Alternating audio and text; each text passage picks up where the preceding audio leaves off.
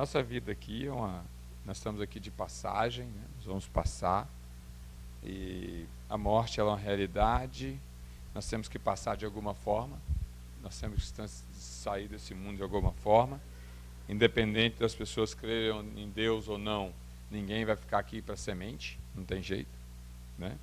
Mas nós temos uma viva esperança que Paulo retrata lá na carta aos Efésios, que nos dá aqui uma noção exata que o poeta, escritor desse hino, ele escreveu, né? Primeiro, Efésios capítulo 1, nos fala aqui da nossa salvação e da garantia dela, e aonde nós depositamos nossa garantia, porque que somos salvos. Efésios capítulo 1, a partir do versículo 11. Nele digo, em quem também fomos feito herança, havendo sido predestinados, conforme o propósito daquele que faz todas as coisas segundo o conselho da sua vontade. A vontade de Deus, ela é soberana.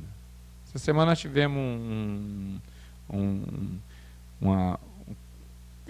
confronto, um diálogo, mais ou menos assim, com um irmão, uma pessoa que esteve lá na loja da semana, e ele falando que a gente não pode aceitar a doença. A gente não pode aceitar a derrota, né? Então, uma palavra assim muito arrogante nesse sentido, né? Então, as pessoas esquecem da vontade de Deus. Vontade de Deus. Não determina a gente aceitar, não, eu não aceito que eu estou doente, eu não aceito. A questão não é aceitar ou não. Eu falei com ele, rapaz, a questão não é aceitar ou não. A questão, a doença não depende de aceitar ou não para ela existir na nossa vida. O problema não depende de aceitar ou não, ele existe. Né? Você pode dizer que eu não aceito ficar doente. Isso aí não vai interferir no resultado, não é mesmo? Que as pessoas esquecem da vontade de Deus, né?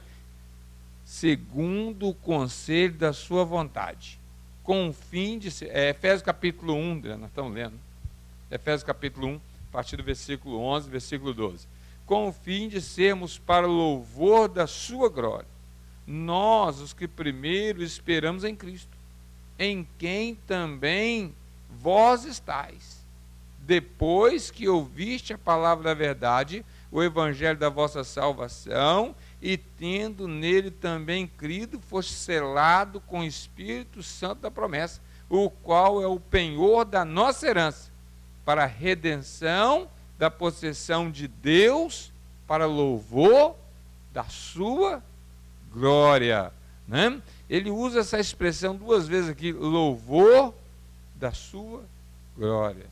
O escritor desse hino, ele retrata mais ou menos isso aqui, né? Então, o mais importante da nossa vida não é as lutas que vamos enfrentar, as vitórias que vamos ter, e nem as derrotas que teremos, mas é a garantia de sermos salvos pelo Senhor, não pelos nossos méritos. Essa é a grande verdade na nossa vida, né? Então, o escritor desse hino aqui, ele expressa no seu primeiro versículo, no seu primeiro estrofe, não sei porque de Deus o amor a mim se revelou, porque na cruz meu Salvador para si me resgatou. Para si me resgatou, fui resgatado pelo Senhor. Aí a estrofe do meu, não sei o que de mal ou bom é destinado a mim nessa vida. Eu não sei se eu vou ter uma morte tranquila, uma velhice tranquila, se eu vou ter problemas que eu não vou poder superar, né? Não sei, mas uma verdade eu sei, eu sou salvo do Senhor. A gente não sabe o dia de amanhã, a gente não sabe se amanhã a gente vai amanhecer bem ou mal, a gente não sabe o dia de amanhã, mas uma coisa a gente sabe, nós somos salvos do Senhor, nós somos salvos do Senhor.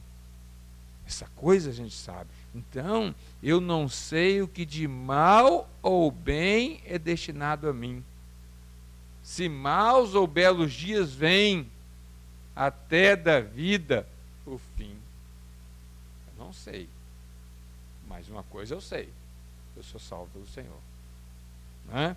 Quando ele diz, eu porém sei em quem eu creio, estou bem certo que é poderoso para guardar o meu tesouro até o grande dia. Essas palavras que está aqui, com o fim de sermos para o versículo 12, com o fim de sermos para o louvor da sua glória, nós os que primeiro esperamos em Cristo, em quem também vós estáis, nós estamos.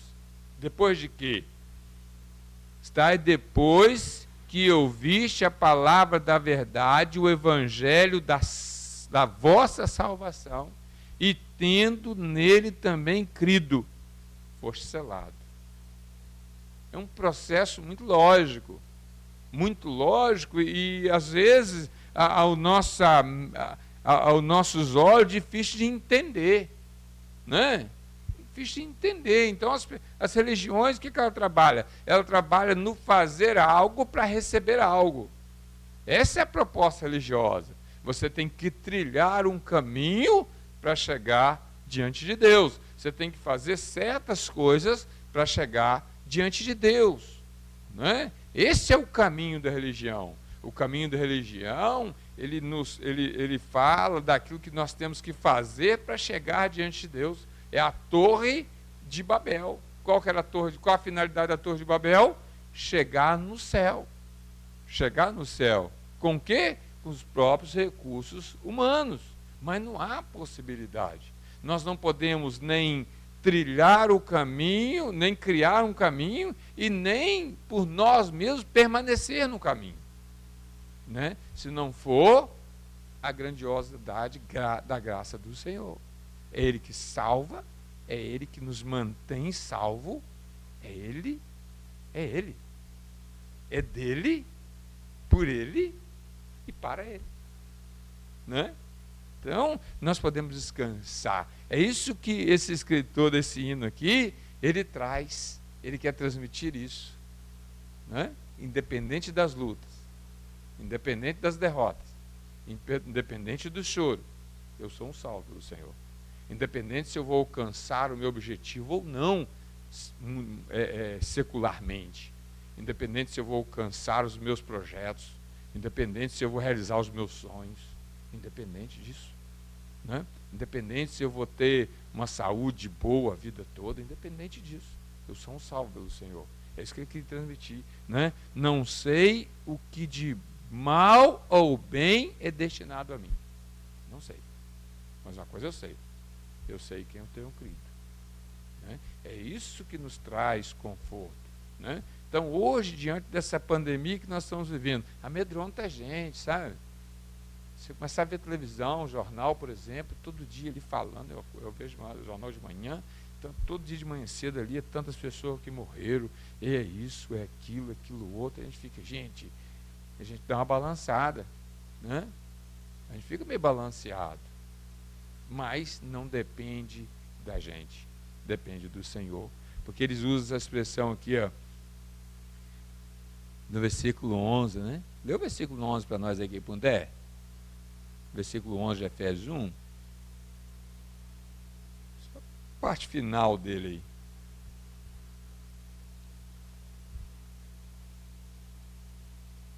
Quem pode ler para nós o versículo 11 aí do capítulo?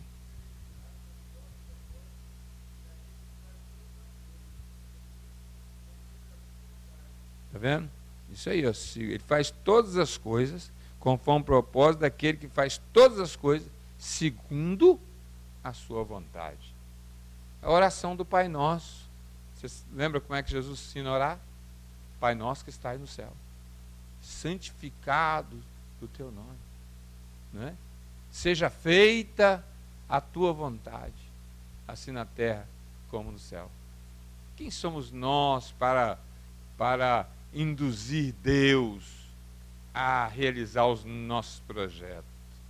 A gente coloca os nossos projetos diante dele, nós colocamos os nossos anseios diante dele, nós colocamos diante dele os nossos sonhos, né? Nós colocamos nossas vontades diante de Deus, mas o realizar, a dependência dele. Porque tem coisa, irmãos, que a gente pode fazer, tem coisa que o Senhor vai fazer, tem coisa que a gente pode fazer, né? Tem lugar que a gente pode evitar de entrar, né? Tem caminhos que a gente pode evitar de trilhar.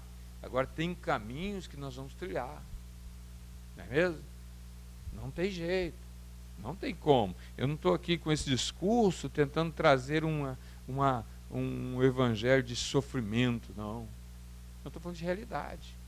Não estou querendo trazer um evangelho de sofrimento, de autoflagelar, não estou dizendo isso. Nós estamos falando de realidade, de pessoas que são fiéis ao Senhor, né? Então, igual esse rapaz estava comentando lá, e ele falando que a gente pode aceitar essa doença. Aceitar ou não, não vai fazer diferença não.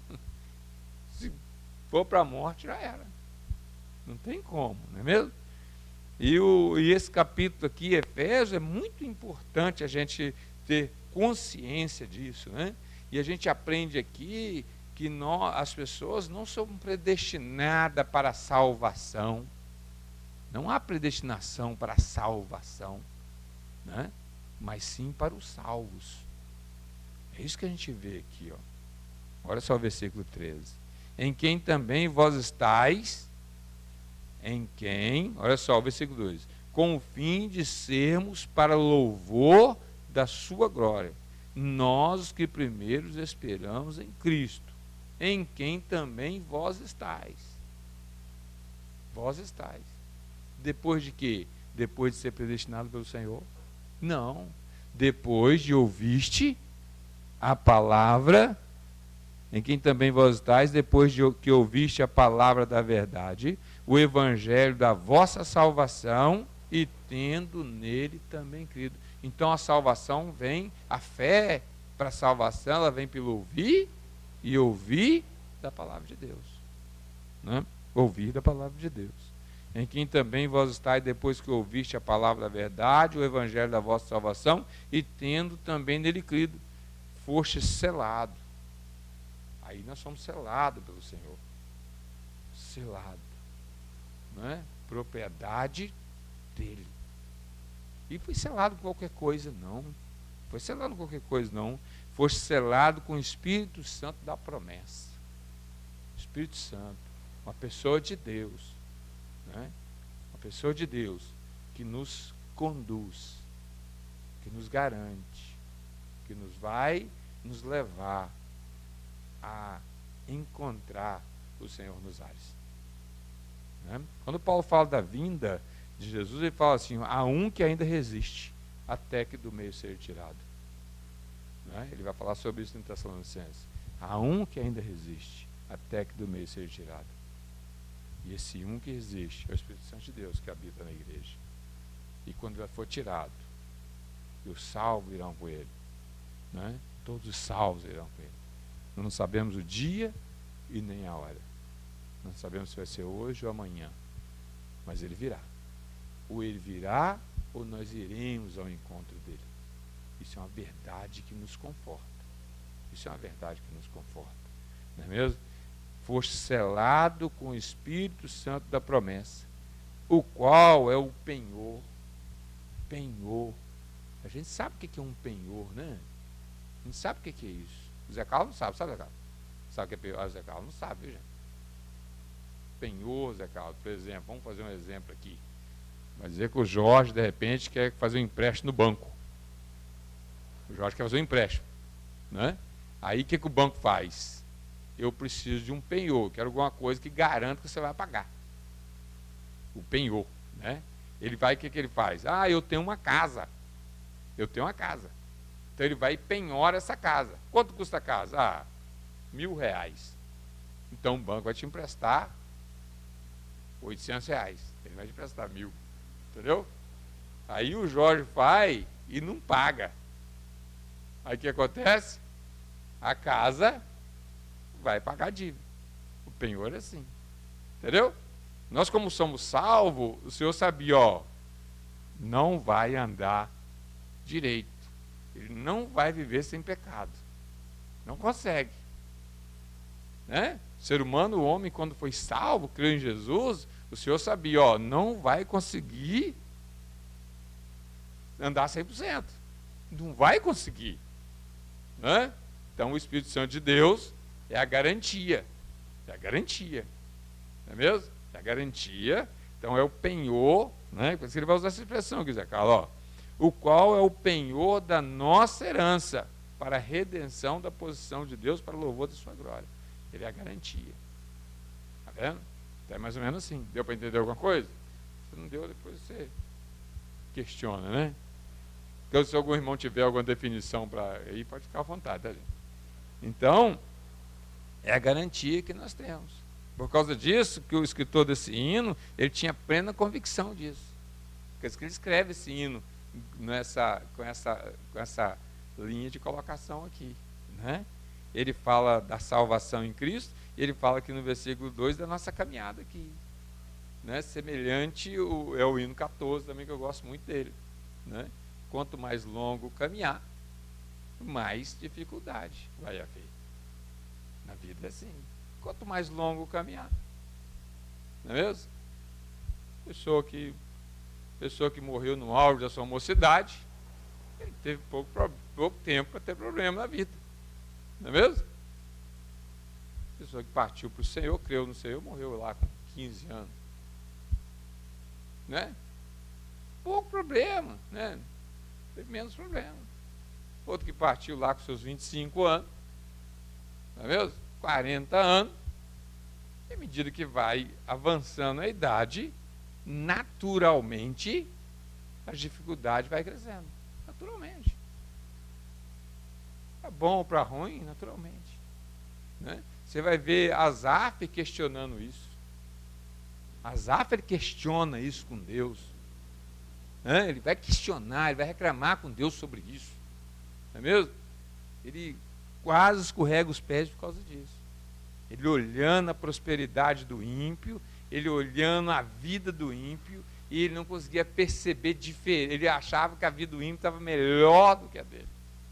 É isso que acontece. Você vai ver pessoas ímpias, tranquilo, vivendo uma vida tranquila. Morre tranquilo, vive tranquilo, né?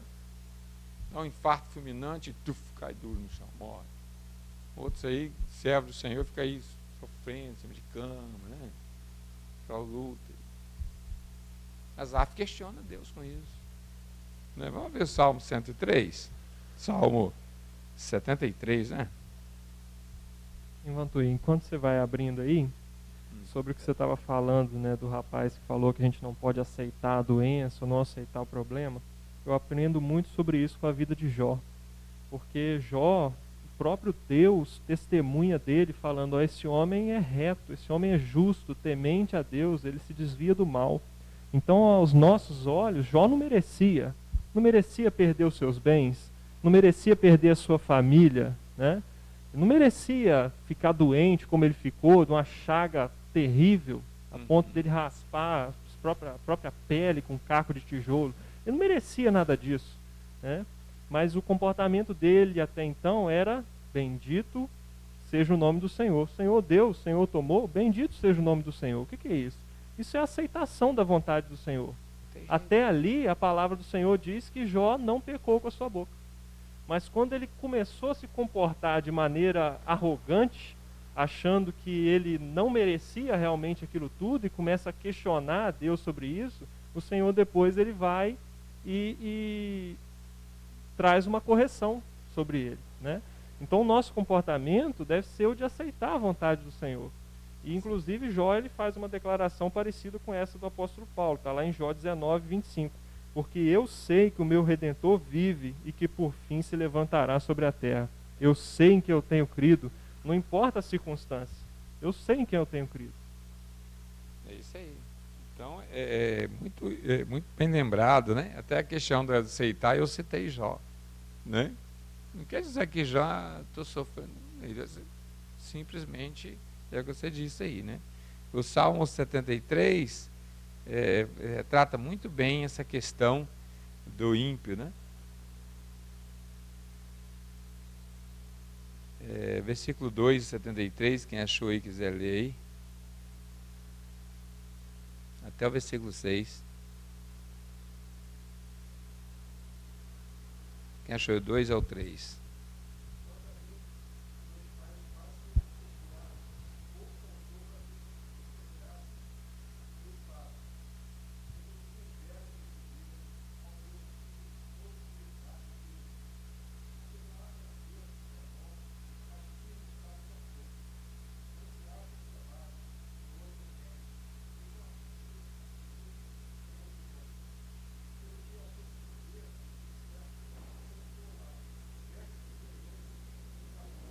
Está vendo? Olha a visão que ele estava. Essa muitas das vezes é a visão que a gente tem. Não é mesmo? Se a gente for analisar, então, ele começa dizendo aqui, ó, quanto a mim, os meus pés quase se desviaram. Ele quase desviou o caminho do Senhor, porque ele via a prosperidade do ímpio e a vida dele não acontecia, né? Então ele vendo a prosperidade, não tinha aperto na morte, né? Ele vivia dissolutamente, e tudo aparentemente bem.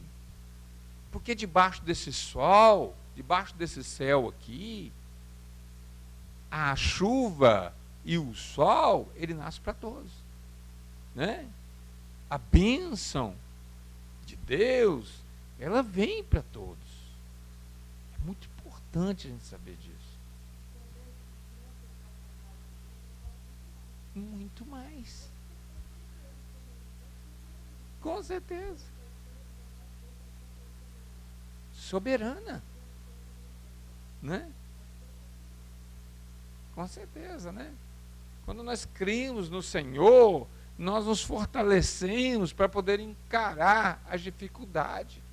É que eu digo sempre, não estou aqui divulgando o evangelho de alto flagel, de sofrimento, não é mesmo? Mas não estou falando de realidade, de coisas que acontecem com pessoas boas e pessoas ruins. Né? Eu li um livro, não lembro mais os detalhes, não lembro do título, né? Quantas coisas ruins acontecem com pessoas boas. Quantas coisas ruins acontecem com pessoas boas. Não é mesmo? Quantas coisas ruins acontecem. Hoje, não sei se vocês viram um vídeo aí de um carro que atropelou uma criança, né? Não sei se vocês viram. Eu vi o vídeo, cara, poxa, foi um azar, não digo um azar, não sei, que não tem explicação. O menino sai correndo, o carro passa por cima do menino.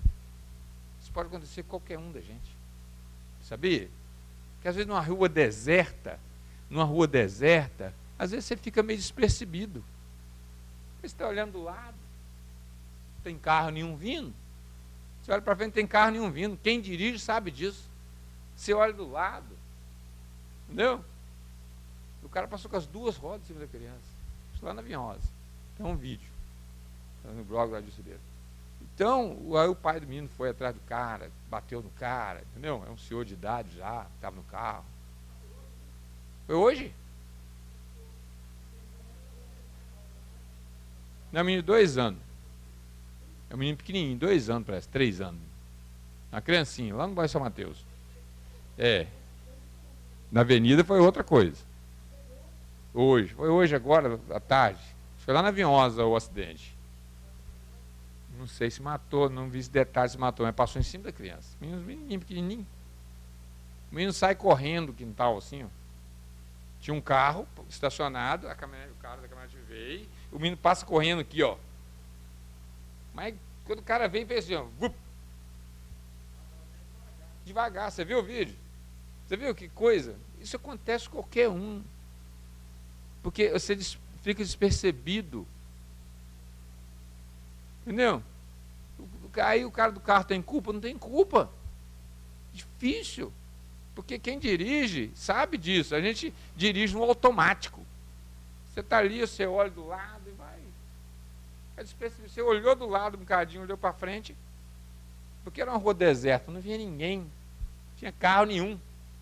Então acontece muito isso. Aí você olha, vê ninguém, você olha para alguma coisa, está caçando alguma coisa, de repente o cara está procurando alguma coisa, não sei. Então, fatalidade, né? Felizmente. Então, então é isso que a gente quer, a gente tem que aprender, é isso. Na vida, né? problemas eles podem vir, não é mesmo? Mas não, porque o Jesus, quando ele entra, quando nós que entramos, ou ele entra no nosso barco, vamos tentar dar uma definição disso, ele não, ele de repente a tempestade ela continua, ela pode acontecer a tempestade, né? Lá em Isaías 43, quando ele fala assim, ó, quando passares pelos rios, quando passares pelo fogo, né, não queimará em ti, as águas não submergerão em ti. Vai passar pelas águas, vai passar pelo fogo, não é mesmo? Não tem garantia, não é mesmo? Aqui nós estamos vivendo num mundo e que nós estamos longe do lar, essa é a lógica, nós estamos longe do lar. Nós estamos longe do lar. Qualquer pessoa que você conversa, de repente, independente, qual é a intenção de ir para o céu? Você percebeu? Você conversa com pessoa crente, descrente, tem nada, vai para o céu. Vai para o céu, foi para o céu, recebeu, né? Foi assunto recebido, o céu ficou mais alegre hoje, né?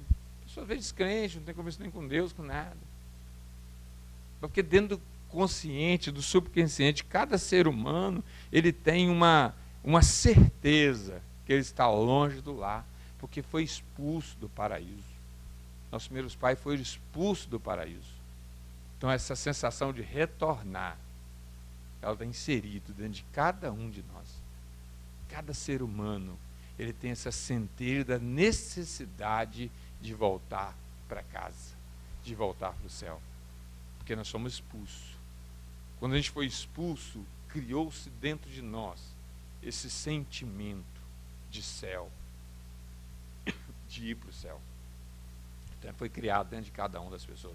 Por isso que pessoas que não têm nada com compromisso com Deus, nunca teve compromisso com nada, a esperança dele é ir para o céu. Você vai perguntar, quando você morrer, você vai para onde? Céu. Entendeu? Essa é lugar bom, né? Descansou, né? Tem muito essa expressão também, fulano descansou, né? Não se usa muito essa expressão em velório. Se você é em velório, você vai ver como é que as pessoas falam. Às vezes tem compromisso nenhum com Deus, nunca, noção nenhuma. Pode falar, Jorge.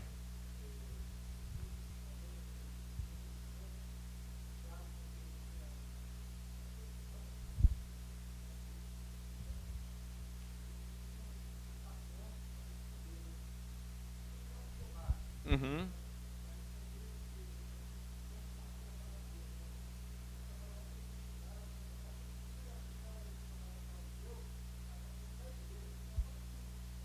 De jeito nenhum.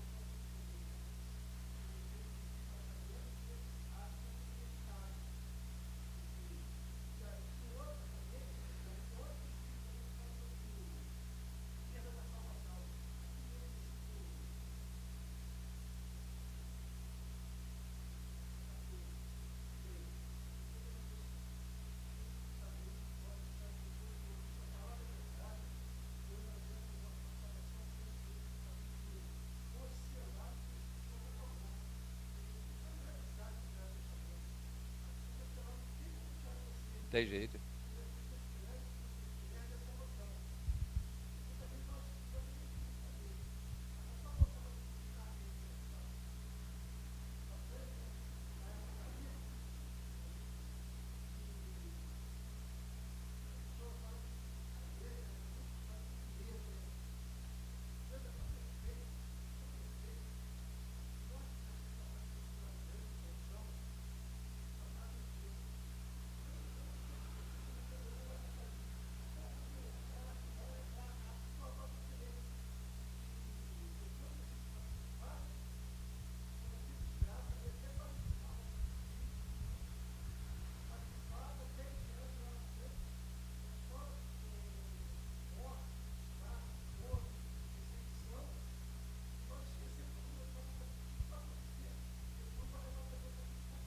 Uhum.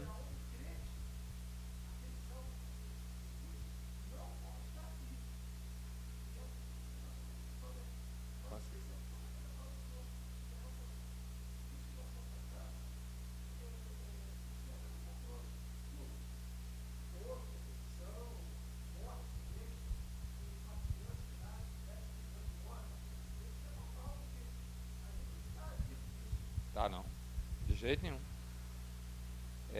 Então,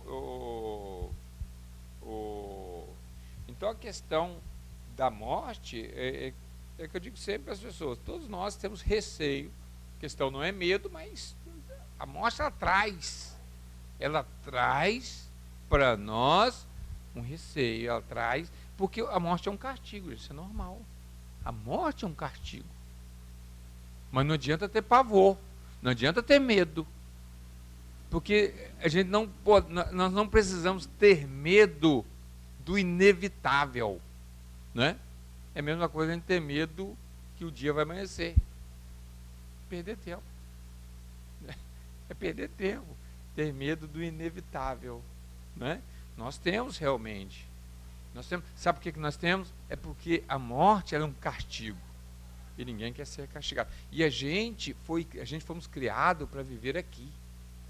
A gente foi criado para viver aqui. Então aqui nós temos toda a noção do que é. A gente sabe o que é ser feliz aqui, nós sabemos coisas boas daqui, tudo daqui. Por causa disso, que quando no arrebatamento da igreja, está lá a expressão, e nós que viermos vivos seremos transformados. Transformados. Por que transformado? Porque se a gente não for transformado, a gente vai ficar com saudade disso aqui. Você sabia? Se a gente não fosse transformado, a gente vai ficar com saudade disso aqui. Né? Ah, não vai ficar nada. Fica. A gente vai ficar com saudade daqui. Entendeu? Quer dizer que a gente é transformado. Porque toda vez que Deus quis intervir na humanidade, no sentido de salvar o homem, esperando a vontade dele, houve dificuldade. Houve dificuldade. Você vai ver Noé, por exemplo, né, anunciando o dilúvio, teve dificuldade, ele não conseguiu. Ló não conseguiu. O arrebatamento já é diferente. O arrebatamento não vai depender das pessoas querer ou não. Não vai depender, agora tá bom, eu quero agora. Não vai depender. O arrebatamento, não vai depender de ninguém. Não vai depender de ninguém querer ou não. É agora, hoje, posso, não posso, quero, não quero. Não vai ser assim. Vai ser, é agora, hein? A hora que Deus determinar, já era. Porque se desse a oportunidade, muitos iam preferir continuar aqui. Né? Ah, Senhor, agora que eu estou no auge, agora que eu estou vivendo melhor, agora que eu conquistei alguns projetos, algum sonho, né? Agora que eu conquistei.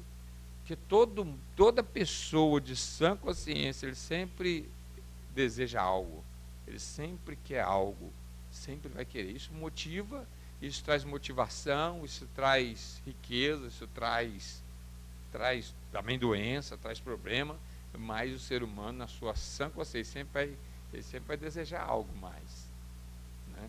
Sempre vai querer um pouco mais de tempo, né? Sempre vai querer um pouco mais de tempo, porque o ser humano, ele é diferente totalmente dos animais. Os animais, ele foi criado completo, né? Um cachorro, por exemplo, ele foi criado já completo, ele vai ser aquilo. Um passarinho, ele foi criado completo, ele foi criado para fazer aquilo, ele vai fazer aquilo a vida toda, a mesma coisa. Né? Você nunca vai ver um leão pastando, ele morre de fome, mas não come capim. Ele foi criado daquela forma, ele veio daquela forma. Agora o ser humano não, o ser humano ele tem facilidade de evoluir, de crescer, de regredir, de fazer, de mudar. Ele tem essa facilidade. O ser humano a cada dia é uma possibilidade de melhoria ou piorar. Cada dia ele tem possibilidade. Entendeu? É chamado, nós temos a liberdade de escolha. Nós temos a liberdade de escolha. Escolher o caminho, escolher as coisas, escolher fazer aquilo que muitas das vezes a gente escolhe, né? Por causa disso que a Bíblia vai falar que enganoso é o coração do homem. Quando nós confiamos no nosso coração, a gente corre o risco de errar feio, né?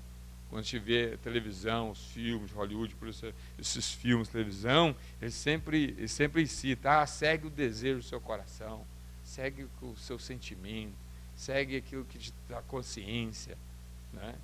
Mas se a gente caminhar por esse caminho, a gente vai de mal a bem pior, né? A gente tem que seguir pelo caminho daquilo que a palavra de Deus nos ensina. Esse é o nosso norte. Esse é o nosso norte a seguir. Né? Não é o nosso sentimento do nosso coração, sentimento do meu coração, sentimento da minha consciência. Né?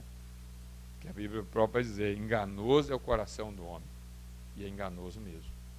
Enganoso mesmo. Né? Então, irmãos, só para a gente... o Asaf, ele chega no final desse, se a gente ler todo o negócio, ele vai perceber aqui, né? Quando pensa, no versículo 16 e 17, quando pensava em compreender isso, fiquei sobremodo perturbado, até que entrei no santuário de Deus, então entendi o fim deles. Ele vai entender o fim do ímpio e o fim do justo, aquele que é justificado pelo Senhor. Ele vai entender que os caminhos com dificuldade ou com prosperidade na presença de Deus é muito melhor do que os caminhos com prosperidade longe de Deus, os caminhos de sofrimento longe de Deus, né? Os caminhos com Deus, na presença do Senhor, mesmo com luta, mesmo com dificuldade, é melhor do que caminhar longe de Deus, na prosperidade, muitas das vezes. Não é mesmo? Então ele entende isso. Quando a gente vê o final do versículo, ele vai falar dessa questão. Então, como o Jorge bem lembrou, nós somos a predestinação. Ela é para o salvo, não para a salvação. O salvo, sim. O salvo predestinado à vida eterna. Agora, para a salvação, não. Para a salvação, ele tem que ter esse processo. Ouvir a palavra da verdade. O evangelho da salvação. Não é o evangelho que muda a vida de pessoas. Não é o evangelho que motiva. Não é o evangelho que traz uma nova perspectiva de vida. Mas o evangelho da salvação. Qual é o evangelho da salvação? 1 Coríntios capítulo 15. Ali está retratado o evangelho da salvação. 1 Coríntios capítulo 15. Né? Não é esse evangelho de mudança, de evangelho de pessoas, de mudança de conduta, mas o evangelho de salvação.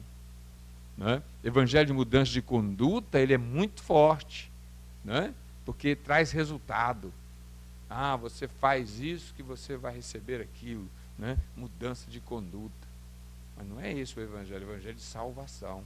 Então, é isso que tem. Vós estáis, porque ouviste a palavra da verdade, o evangelho da vossa salvação. Aí, tendo nele crido, for selado com o Espírito Santo da promessa.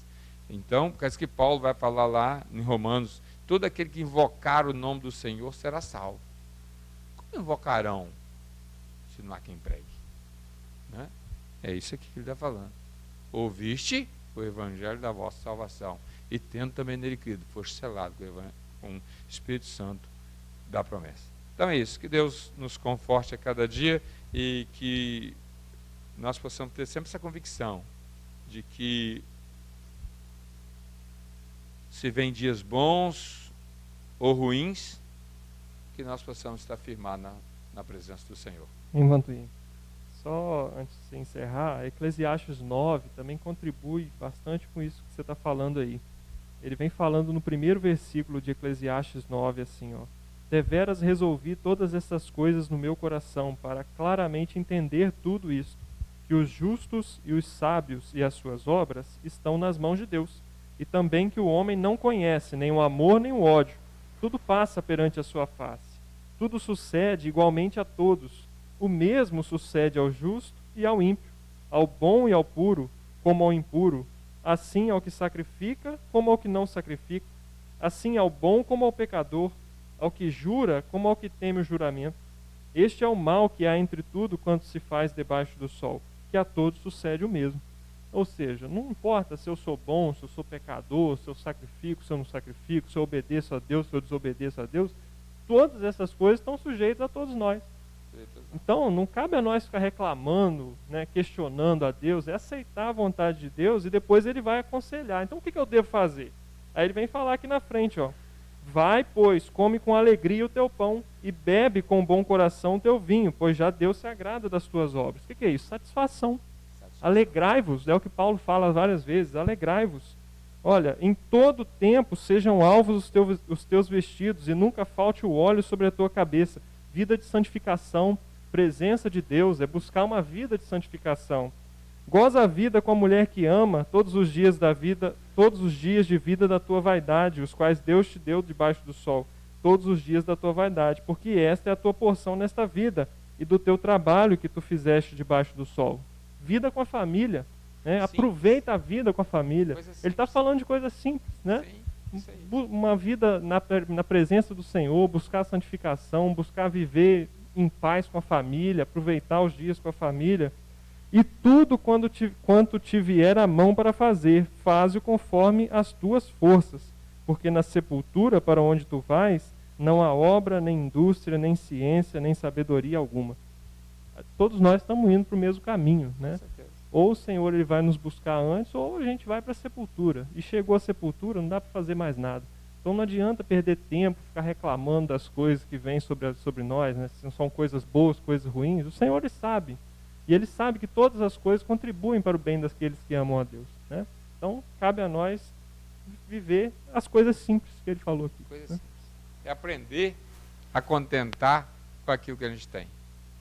Aprender a contentar com aquilo que a gente tem. É muito importante essa participação sua.